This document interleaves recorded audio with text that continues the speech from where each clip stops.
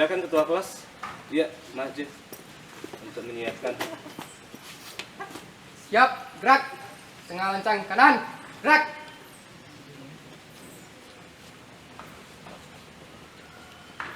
Tegap, gerak. Ya, silakan ya laki-laki maju terlebih dahulu.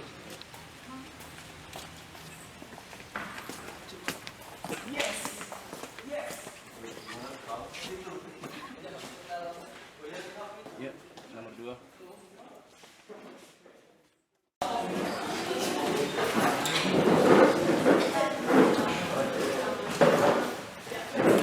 Baik, assalamualaikum warahmatullahi wabarakatuh. Waalaikumsalam warahmatullahi wabarakatuh. Bagaimana kabarnya hari ini? Alhamdulillah luar biasa. Allahu Akbar. Wow, sungguh luar biasa ya. Kita pagi hari ini. Silakan para ketua kelas. Berdoa, mulai.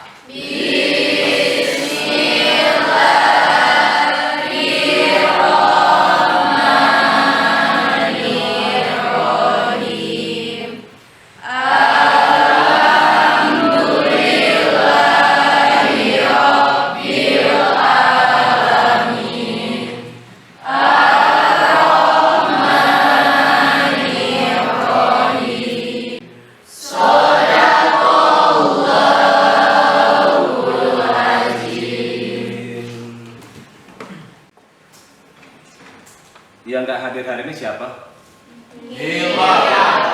Pas jumlah 25 ya? Alhamdulillah. Baik, anak-anak sekalian, hari ini materi kita tentang Indonesia pada masa zaman penjajahan atau zaman bangsa barat ya. Ini materi kelas 11 semester 1.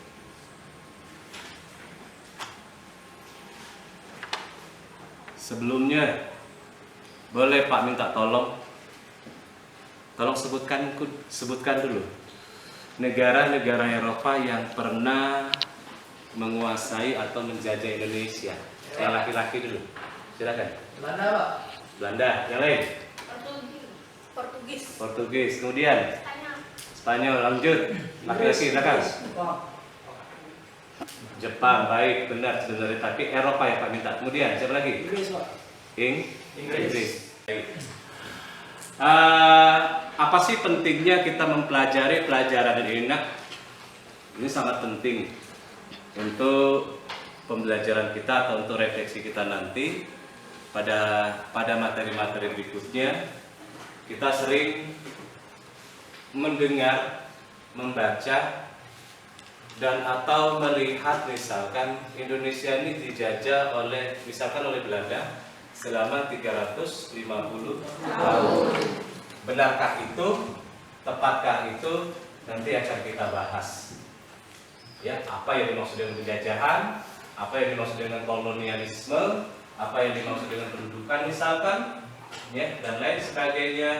Kira-kira pada pembelajaran kita hari ini, adapun tujuan dari pembelajaran itu ada 4. Ya. Yang pertama itu bisa kalian lihat mudah-mudahan kalian bisa baca. Yang pertama itu setelah nanti kita mempelajari materi ini, ya, setelah melihat video, nanti ada tayangan videonya tentang penjajahan bangsa Eropa di Indonesia. Peserta didik itu dapat menguraikan latar belakang kedatangan bangsa Barat ke Indonesia dengan baik, misalkan. Kemudian setelah mengamati peta nanti ada petanya, ya, tentang penjelajahan samudra. Peserta didik dapat memahami rute, ya,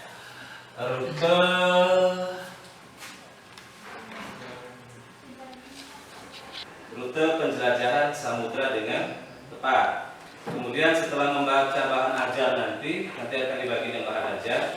Peserta didik itu dapat mengkorelasikan dampak politik dan ekonomi pada masa penjajahan bangsa Eropa dalam kaitannya terhadap kehidupan bangsa Indonesia masa kini dengan benar atau dengan tepat.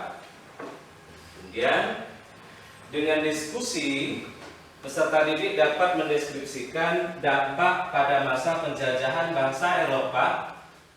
Baik, silakan kepada semua peserta didik untuk membentuk 5 kelompok. Satu kelompok terdiri dari 5 orang. Dan masing-masing nanti menentukan siapa yang menjadi ketua kelompoknya, dan dia nanti akan menjadi juru bicara kalian pada saat kalian mempresentasekan hasil diskusi kalian nanti. Silakan. Kita kasih waktu 5 menit. Kita 1 menit dari sekarang. Ayo.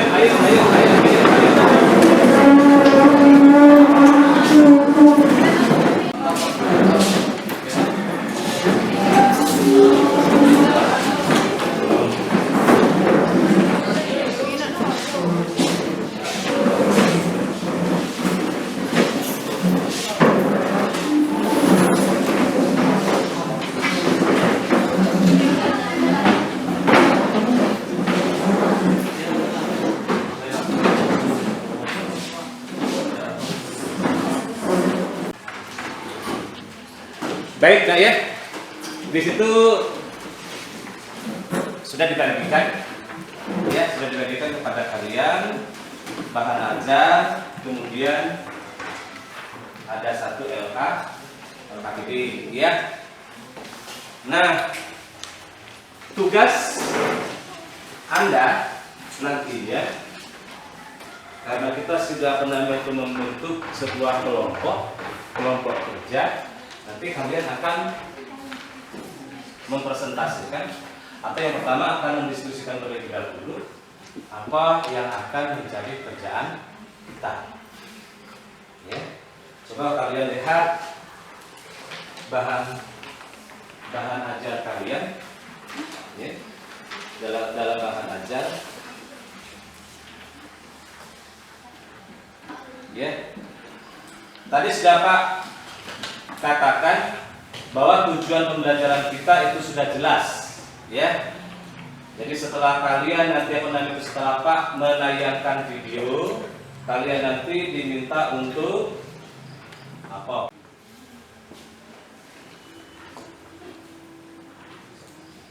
Baik. Di sini ada 3 video, tetapi Pak hanya menayangkan 1 video saja, ya. 1 video.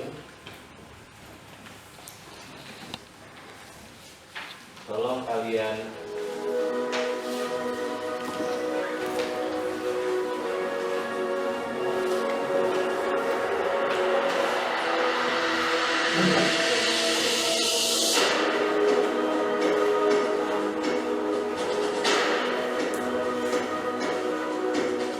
imperialisme barat lahir dari perjanjian Tordesillas Spanyol tanggal 7 Juni tahun 1494 Masehi antara kerajaan Katolik Portugis dan kerajaan Katolik Spanyol yang dipimpin oleh Paus Alexander ke-6.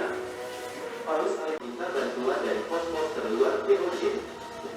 Tanggal 30 Mei tahun 1619 Masehi, Jan Pieter Zoetke kembali dengan pasukan POC membumi Hanuskar, kota dan istana Jayakarta setelah pasukan Jayakarta membekuk mundur pasukan Inggris. Seluruh penduduk Jayakarta melarikan diri, termasuk Pangeran Jayakarta menyingkir ke arah selatan.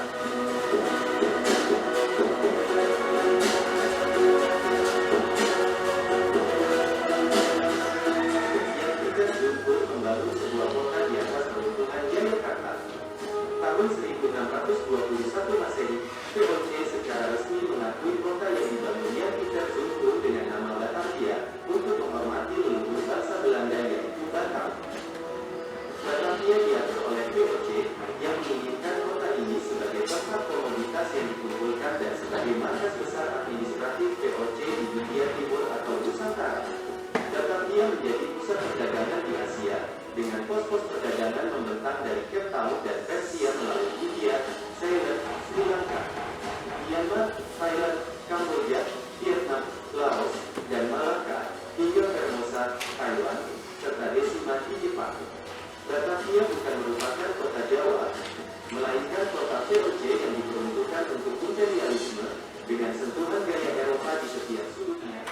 Baik, anak-anak sekalian, tadi kita sudah menyaksikan atau melihat video tentang kedatangan bangsa-bangsa Eropa ke Indonesia atau ke Nusantara. Apa tujuan mereka, ngapa mereka datang ke Nusantara atau ke Indonesia, ngapa mereka salah penamanya itu menunjukkan nama India itu sebagai Nusantara, misalkan dan lain sebagainya. Di situ sudah dijelaskan dengan detail walaupun hanya sekitar lebih kurang 10 menit. Kalau durasinya itu sekitar 9 menit berapa detik itu.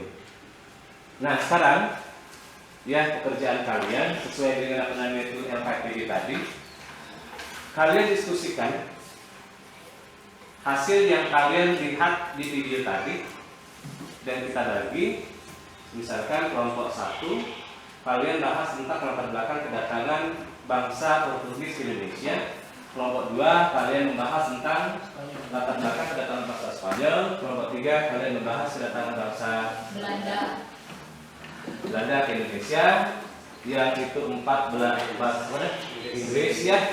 Dan yang kelompok 5 kalian bahas secara keseluruhan mengapa mereka datang ke Indonesia. Bangsa-bangsa Eropa itu datang ke Indonesia itu apa yang menyebabkannya. Baik, silakan. Kita kasih waktu lebih kurang sekitar 5 menit dari sekarang.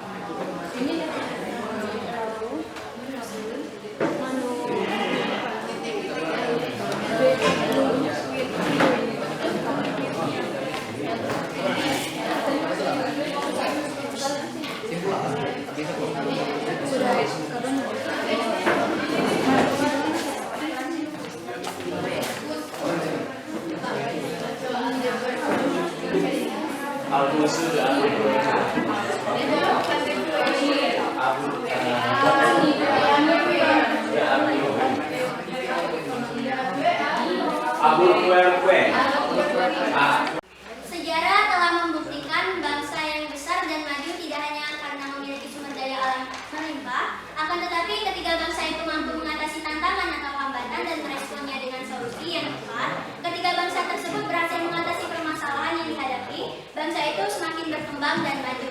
Pada pembelajaran kali ini kita akan mempelajari bagaimana respon bangsa Eropa saat kegiatan ekonomi mereka terhambat karena kebijakan Turki Utsmani menutup kota Konstantinopel dari pedagang-pedagang Eropa. Pada permulaan abad pertengahan, orang-orang Eropa sudah mengenal hasil bumi dari dunia timur, terutama rempah-rempah dari Indonesia. Dengan jatuhnya Konstantinopel ke tangan Turki Utsmani pada tahun 1453 mengakibatkan hubungan perdagangan antara Eropa dan Asia Barat, Timur Tengah terputus. Hal ini mendorong orang-orang Eropa mencari jalan sendiri ke dunia timur untuk mendapatkan rempah-rempah yang sangat mereka butuhkan. Melalui penjelajahan samudera, akhirnya bangsa-bangsa Barat berhasil mencapai Indonesia. Kedatangan bangsa-bangsa Barat di Indonesia pada mulanya lewat kongsi-kongsi perdagangan. Kongsi-kongsi ini tersebut berusaha untuk menguasai perdagangan rempah-rempah di Indonesia melalui praktik monopoli.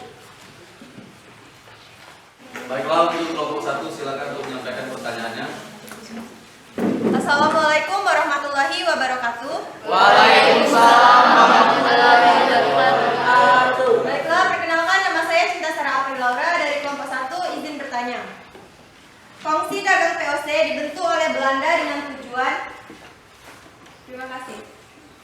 Baiklah, terima kasih atas pertanyaannya dan izinkan beri kami waktu beberapa menit untuk menjawab.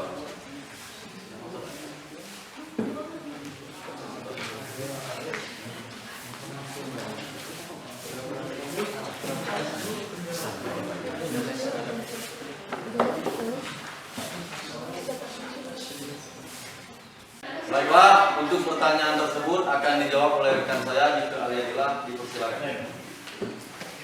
Baik, dari pertanyaannya yaitu kongsi dagang VOC dibentuk oleh Belanda dengan tujuannya yaitu untuk mencari rempah-rempah dan juga melaksanakan semboyan 3G, Gold, Glory, dan Gospel. Gold mencari kekayaan, Glory mencari kejayaan, dan Gospel menyebarkan agama. Baiklah, apakah jawaban yang kami sampaikan bisa dimengerti? Baiklah, apakah jawaban dari kami bisa dimengerti?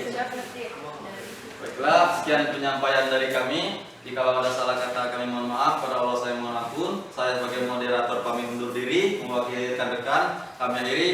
Wassalamualaikum warahmatullahi wabarakatuh.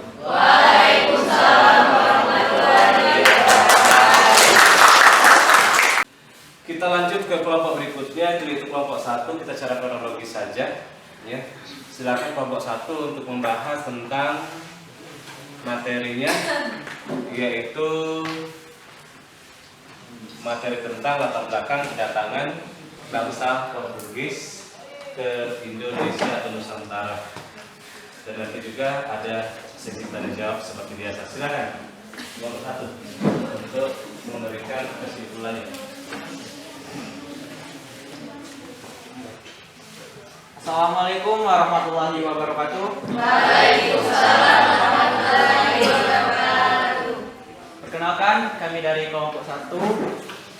Tujuan saya berdiri di sini untuk menyampaikan hasil diskusi kami yang mengenai latar belakang datangnya bangsa Portugis ke Indonesia. Yang pertama, terlebih dahulu perkenalkan, saya sebagai moderator kelompok 1. Nama saya Alen Makupolo dan rekan-rekan saya. Perkenalkan, nama saya Tiara Rizky Andini. Perkenalkan, nama saya Yolina. Perkenalkan, nama saya Cinta Sarah April Laura. Perkenalkan, nama saya Cecilia Fitria Susandra. Saya harap teman-teman dapat menyimak presentasi kami dengan saksama. Pembahasan yang pertama akan disampaikan oleh rekan kami, Yolina. Kepada Yolina, kami persilakan. Akan tetapi, ketika bangsa itu mampu mengatasi tantangan atau hambatan dan meresponnya dengan solusi yang tepat. Bangsa Eropa saat kegiatan ekonomi mereka terhambat karena kebijakan Turki Utsmani menutup kota Konstantinopel dari perdagangan Eropa.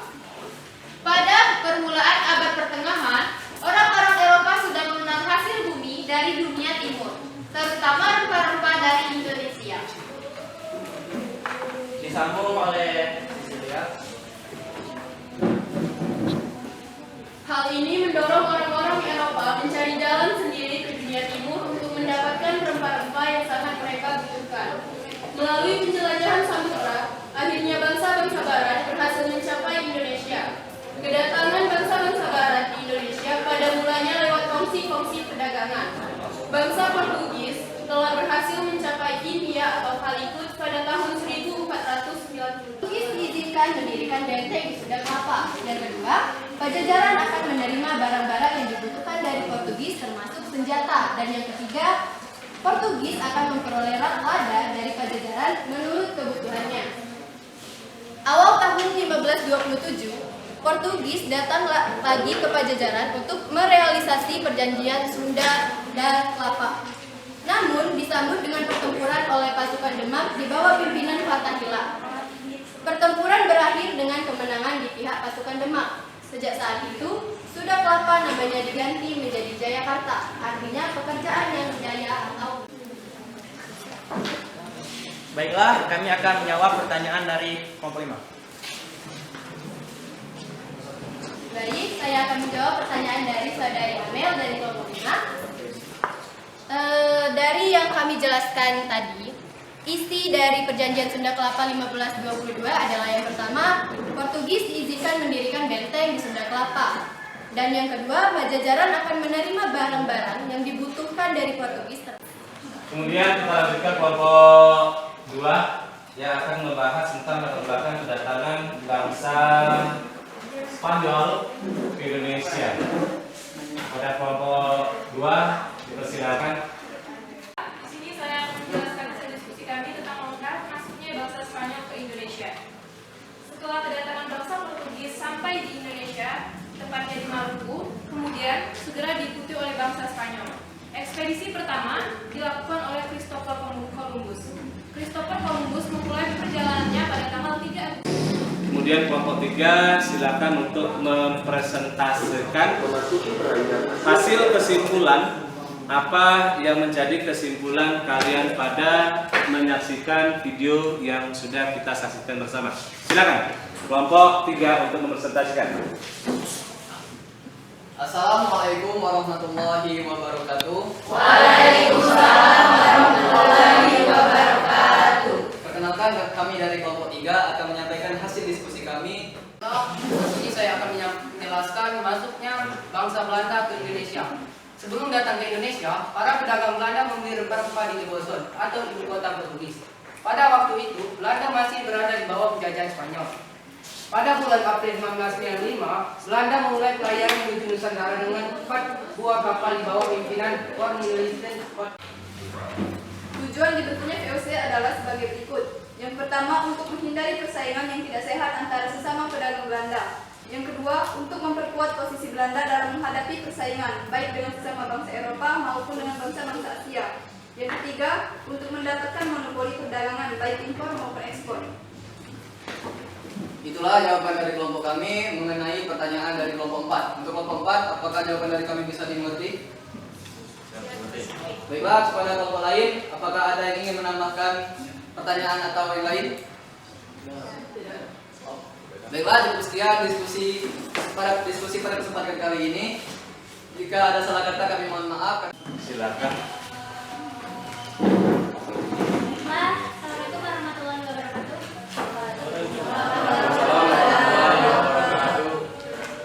Perkenalkan, saya Naya Ramadhani dari kelompok 5. Saya ingin bertanya, apa tujuan utama Inggris datang ke Indonesia?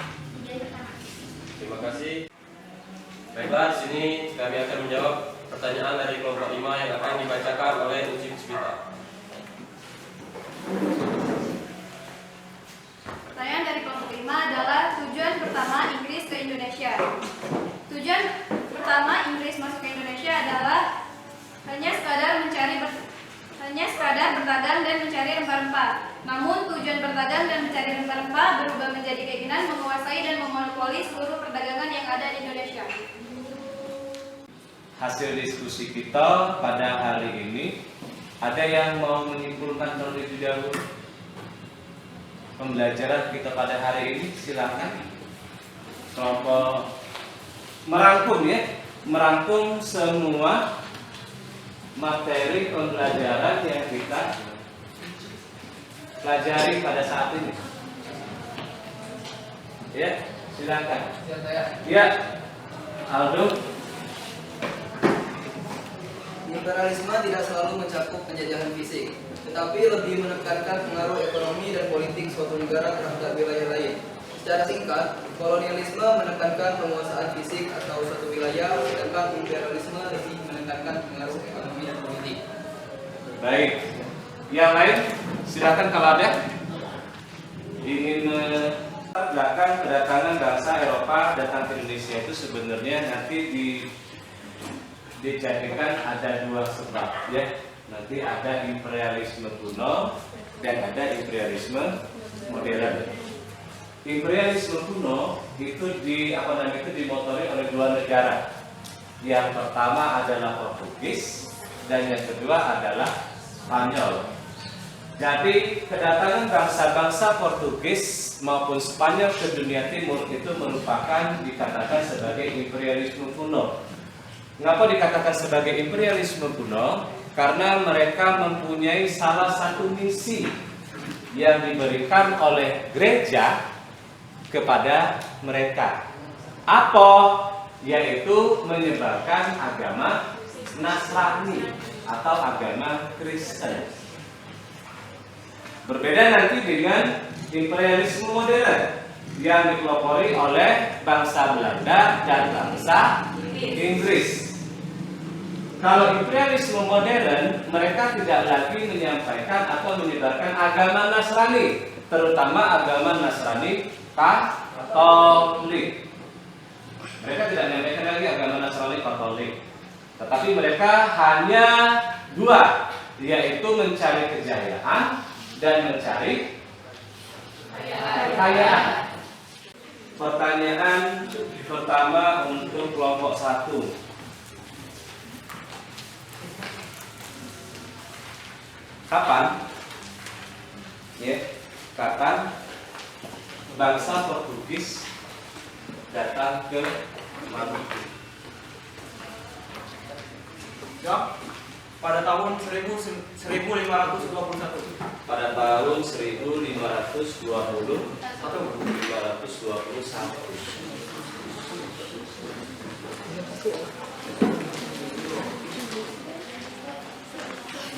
Yang lain? Saya, Pak. Silakan. Masih kelompok 1 dulu. Ya. Portugis sampai di Maluku pada tahun 1512 Masehi. Selang waktu 1 tahun setelah mereka sampai dan menguasai Malaka pada tahun 1511 Masehi. Baik, kita kasih aplaus dulu untuk Sarah yang sudah menjawab. Ada yang belum paham? Silakan bertanya. Siapa? Ya, silakan Yurina. Izin bertanya Pak, tadi dari awal sebelum belajar Pak menyatakan bahwa Indonesia itu dijajah selama 350 tahun oleh Belanda. Apakah pernyataan itu benar Pak? Setelah kita mempelajari. Baik. Ada yang mau menjawab? Silakan. Pernyataan dari saudari Yulina. Apakah benar Indonesia itu dijajah Belanda selama 350 tahun? Atau tidak? Baik, ya. Kita bisa simpulkan kalau kita melihat Indonesia, ingat ya, Indonesia itu apa sih? Indonesia itu di mana sih? Indonesia itu dari mana ke mana sih? Yang namanya Indonesia itu apa sih? Kita harus tahu dulu. Dan kita harus tahu dulu yang namanya penjajahan itu apa. Ya, penjajahan itu adalah tadi sudah dijelaskan oleh kelompok 5 bahwa yang dimaksud dengan penjajahan atau imperialisme itu adalah penguasaan suatu negara terhadap wilayah tertentu atau negara tertentu, baik itu dalam bidang tertentu, apakah itu politik, ekonomi, sosial, budaya, bahkan agama misalkan. Nah, kita lihat Indonesia. Indonesia itu kan dari Sabang sampai Merauke, dari Liana sampai Pulau Rote kan. Nah, kalau seperti itu, adakah perlawanan-perlawanan yang diadakan oleh bangsa Indonesia pada saat penjajahan Belanda? Pasti ada. Nah, penjajahan karena itu perlawanan tadi itu merupakan bentuk politik, kekuatan politik bahwa di Indonesia ini, di wilayah tertentu Indonesia itu ada kesatuan politik tertentu. Misalkan kalau kita lihat umpamanya Palembang misalkan, di Palembang ada Kesultanan Palembang Darussalam. Kesultanan Palembang Darussalam itu baru dihapuskan oleh Belanda pada tahun 1824. Jadi secara otomatis Palembang baru dikuasai Belanda selama dari kurun waktu 1824 sampai 19. Baik, demikian materi kita pada hari ini. Insya Allah yang tadi yang belum sempat menjawab pertanyaan yang Bapak berikan, nanti akan kita lakukan remedial pada waktunya. Ya. Kemudian nanti masing-masing ketua kelompok untuk memberikan atau mengumpulkan hasil kerja kalian ya yang sudah menjadi pembahasan kita pada hari ini. Silakan sebelum kita pulang ketua kelompoknya untuk mengumpulkan terlebih dahulu hasil kerja kelompoknya masing-masing. Cepat ya. Silakan diletakkan di depan. Boleh.